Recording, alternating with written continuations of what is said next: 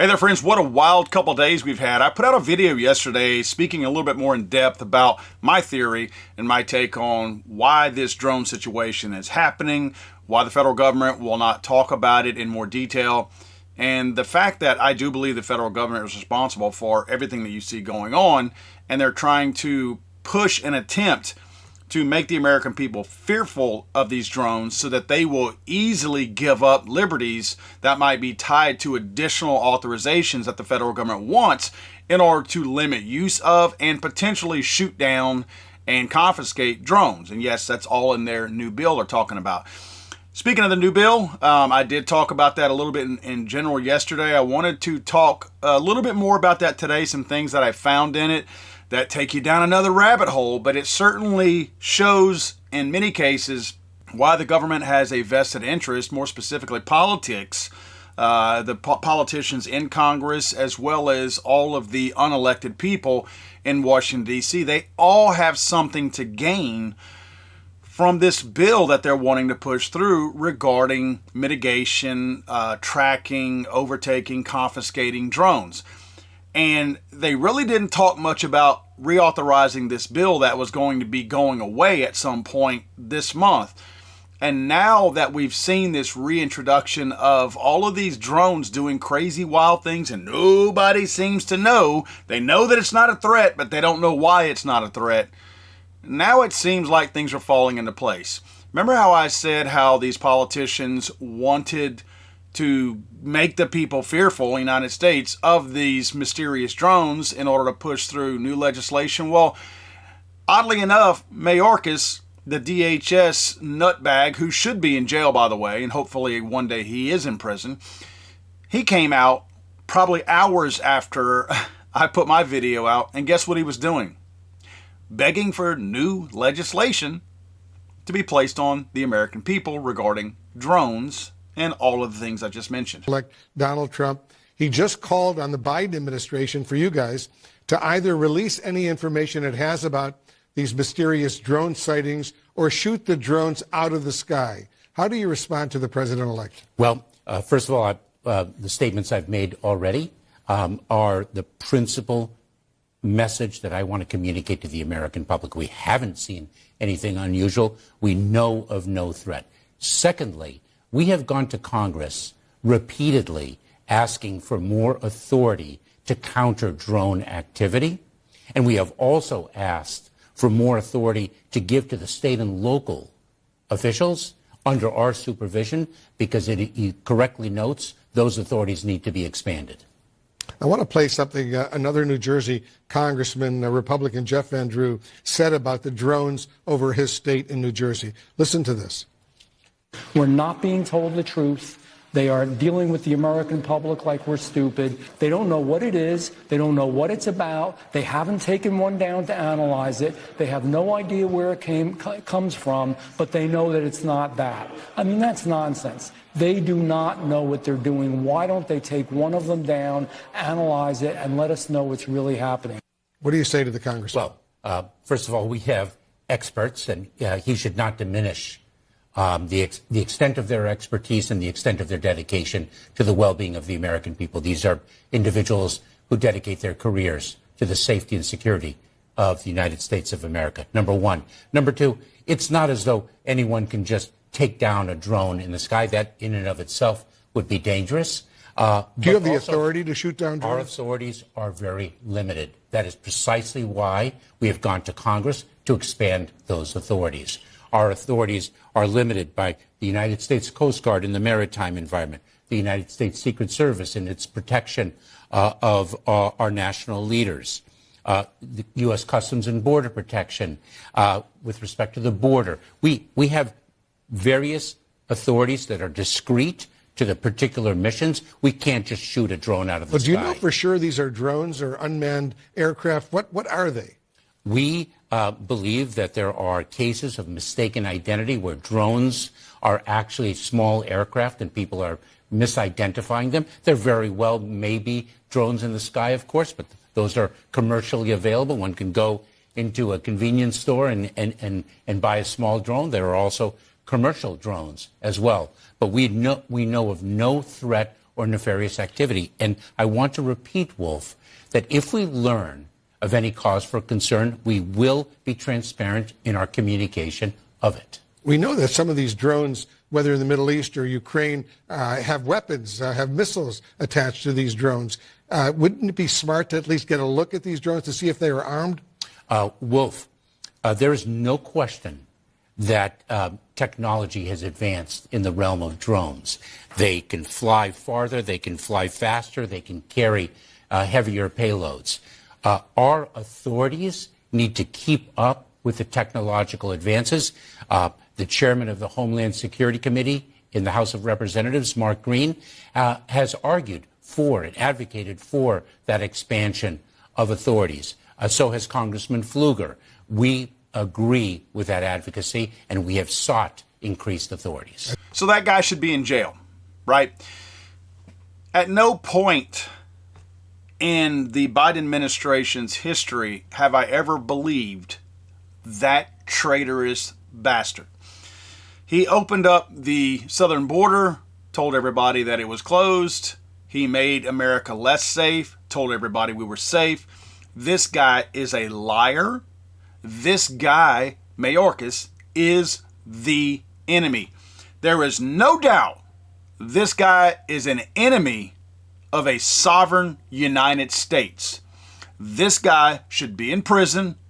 And let's face it, the things that our founding fathers meant to do to traitors should happen to this guy. I can't remember what those things are, but that should happen to Mayorkas. But I digress because I hate the guy. I shouldn't say that. I don't hate the guy. I'm not sure that I hate anybody. I want to talk about the bill briefly. I don't want to take you through the whole bill, but I do want to take you through some little pieces of HR 8610. First of all, I want you to see that this is what they like to call and brag about being, quote, bipartisan. You'll see some Republicans in there and some Democrats in there as far as the co-sponsors go. So this is a bill that is likely to pass just because it does have their, quote, bipartisan support. Every time a bill has their what they call bipartisan support, it will typically get run through. So look for this bill to potentially pass. Now, a little bit more about the bill. Again, I'm not going to take you page by page because it's pretty detailed. They amend the previous bill with lots of new language, and it's probably worth going through the entire bill just to show you the changes, because those changes are in there for a reason, obviously. So they talk a lot and they emphasize a lot on counter UAS activities. UAS stands for unmanned aircraft systems. So anytime you see UAS, they're talking about a drone, right? Notice the word counter in front of that. They go to great lengths to describe to you how they intend to take these out of the sky. Look under A here, detect or mitigate a credible threat that an operation of an unmanned aircraft or an unmanned aircraft system poses to the safe and efficient operation of the national airspace system. Now, remember, they're going to use the words safe or safety a lot, because anytime they use that, they assume that you cannot counter anything to that argument because, hey, they're just looking out for our safety. So they will overuse that phrase and that term quite a bit throughout this bill. This section down here, detect, identify, monitor, and track an unmanned aircraft system or unmanned aircraft without prior consent. That means somebody who has not asked for permission to fly that drone from the operator of such system or aircraft, including by means of intercept or other access of a wire, oral, or electronic communication used to control the unmanned aircraft system or unmanned aircraft.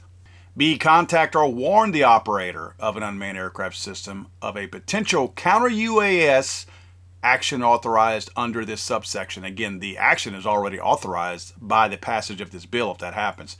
C, seize, exercise, control of, or otherwise confiscate, meaning you ain't getting it back, an unmanned aircraft system or unmanned aircraft. Now, I found it odd that one of the addendums to this bill was they already had seize, exercise, control of in this bill. They added or otherwise confiscate. That was added as an addendum to this from the previous bill. So there's a reason why they wanted to add the fact that they intended to confiscate, not just exercise control of or otherwise, not just seize or exercise control of. Curious that they felt the need to include the word confiscate, which I assume means they now own once they confiscated. Disrupt, control, or disable, damage, or destroy an unmanned aircraft or unmanned aircraft system, including by means of intercept or other access of a wire, and then it go on to describe that. Well, there are reasons why these things are pointed out as far as counter UAS activities. Very important that we understand that they spent a lot of time talking about counter UAS activities in the updates on this bill. So what I wanted to do, because I don't trust Congress, is I got on the internet and I wanted to search a little bit for counter UAS techniques. What were the acceptable ones out there? What were recommended? What were costs associated with that? What were the more popular ones out there? Because obviously this is technology that's already implemented in many, many cases. I was a little bit surprised what I found, but again, not really surprised. One of the websites I found was Robin Radar Systems, and they list the top 10 types of counter drone technology to detect and stop drones today. I read down the list, and when I got to number 9, it was high energy lasers, a high powered optical device which produces an extremely focused beam of light or laser beam. The laser destroys the drone's structure and or electronics. And you see the pros there: long range, low cost to kill solution. You just flip the switch and turn it on. Physically stops and destroys target drones to neutralize threats quickly. Doesn't require physical ammunition like nets. The cons are that it's a large system, mostly experimental, although they are using it. Risk of collateral damage to other airborne targets and people at ground level, especially to the eyes. Look at the vendors. Well, looky here. Lockheed Martin and Raytheon, two of the wealthiest companies to receive contracts on a regular basis from the federal government. I'm going to explain to you in a couple of minutes why those two companies being involved is such a big deal. I'm also going to explain to you why now it makes even more sense, because money is part of it. So Lockheed Martin is part of this. Lockheed Martin, of course, makes a ton of money out there. The federal government loves them some Lockheed Martin, and Raytheon too. I'm going to get more on Raytheon in here in a second. But you might be wondering, why all of a sudden now, right? You know, Biden's been in office for 4 years. It seems like a really strong push since Election Day, I might add. No coincidence there. This massive, heavy, strong push on a lot of things, and they all tie together. I might add, this is not a conspiracy. You call it what you want. It's an absolute fact when you look at the timing of everything. Let's look at them. First of all, I want you to be keeping in the back of your mind, one of the things that they're racing to do is send billions more of your money to Ukraine. Keep that in mind as we move forward, right? We are demonstrating a significant advancement in the capabilities of laser weapon systems against threats that are of interest to all of our war fighters. So in partnership with the Office of Naval Research, ONR, we have demonstrated the capability of negating a surrogate cruise missile in flight with our compact laser weapon system.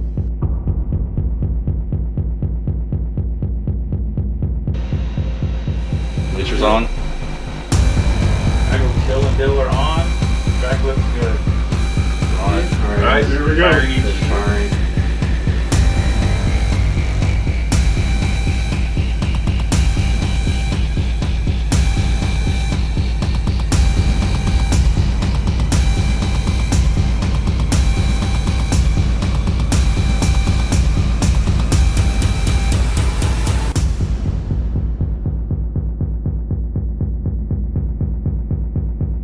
In today's event, it's the first time that a modern fiber laser weapon system with adaptive optics was able to negate a cruise missile.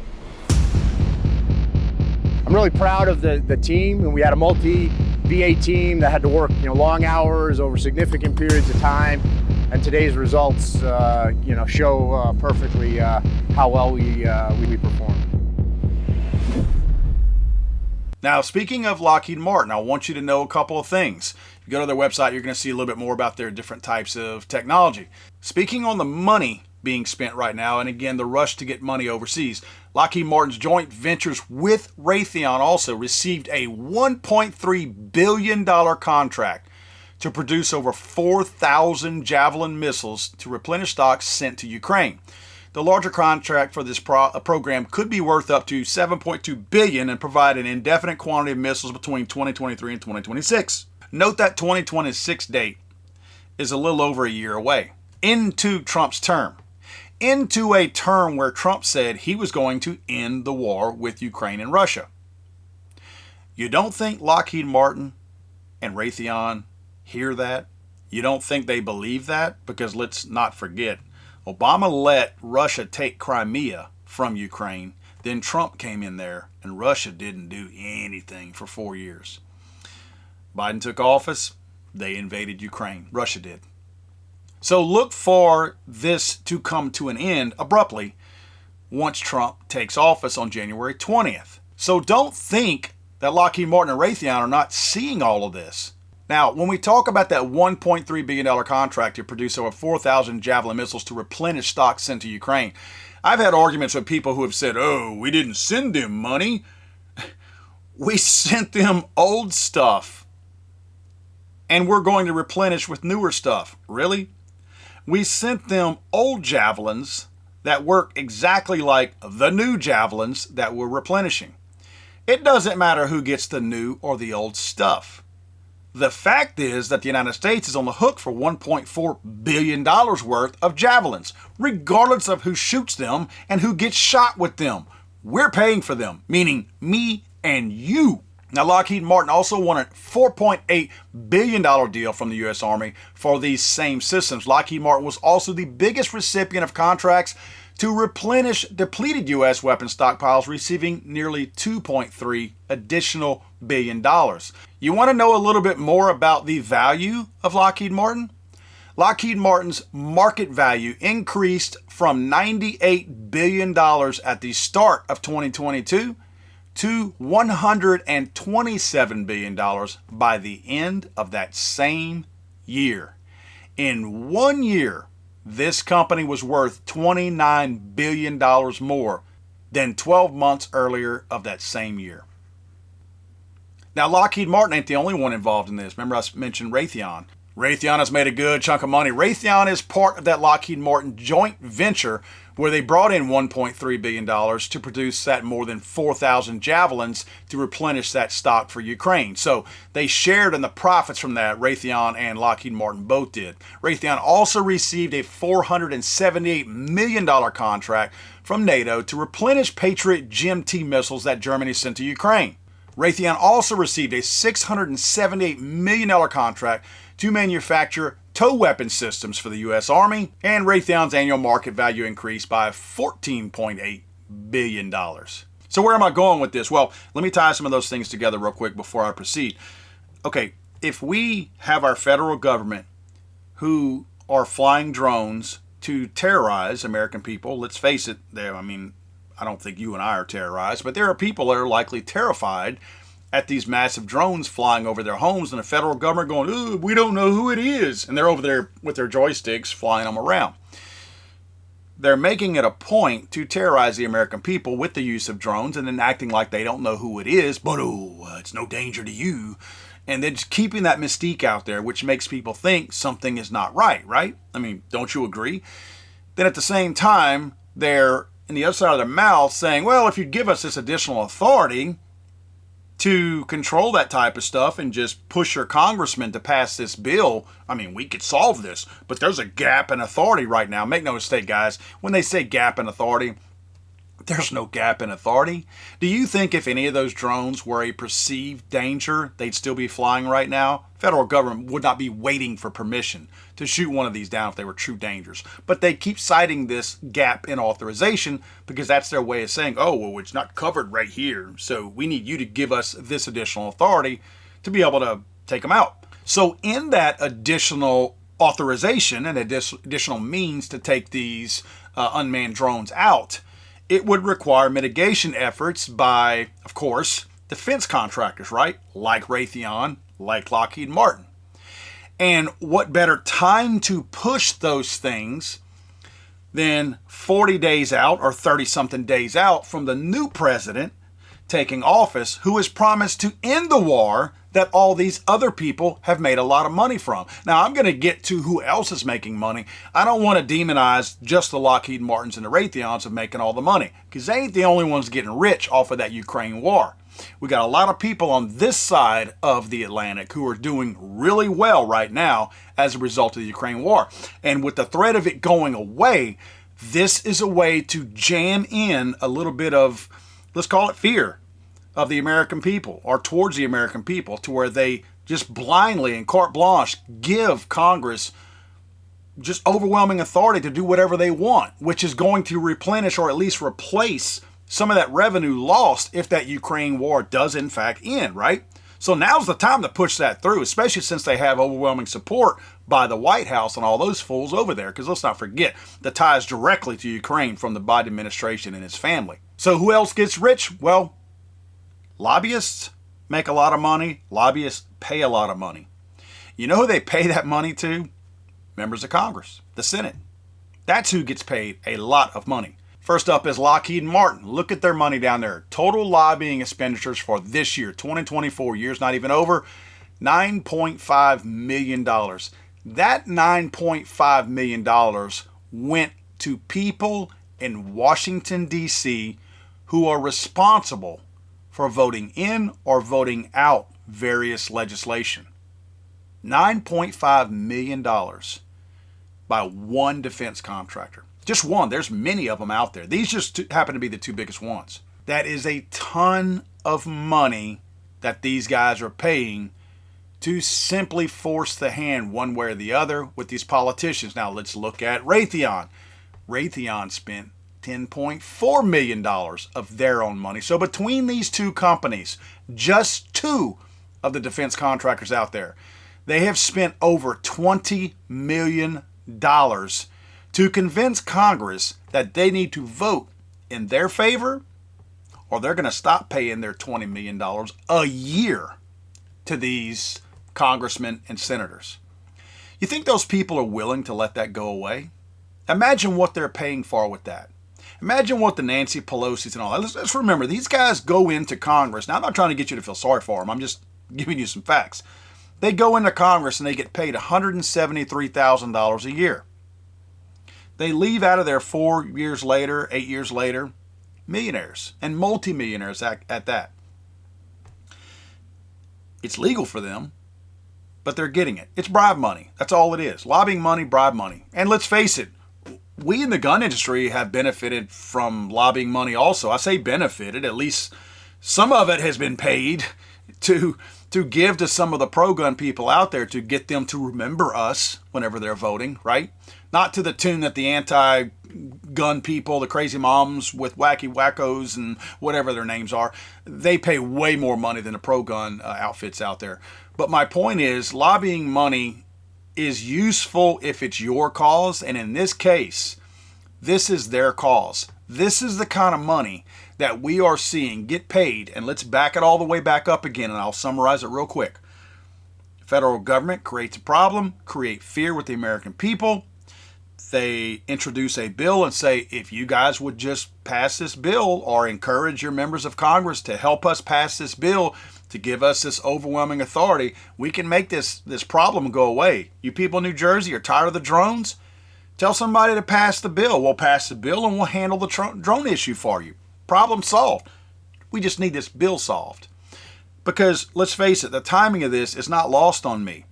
I know why they want to ram this through now before Trump gets in there for a bunch of reasons. One, Trump may or may not support it. Maybe he does, maybe he doesn't. I don't know on that. But we know somebody's meal ticket for Ukraine is likely to start coming down a little bit. So the timing of this is very suspect and to me makes perfect sense. I don't think that there's any question of why they're trying to push this through right now, because this is a time of year.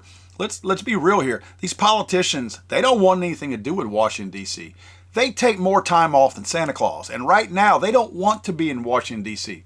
but the amount of money they stand to lose with Ukraine going away is enough of a reason for them to want to stay in Washington, even during the holidays, to have a shot at voting for something that gives them more authorization and essentially and indirectly more money in their pockets. I don't understand the point that you're making. God save the Queen, man. I'm sorry, I thought this was America.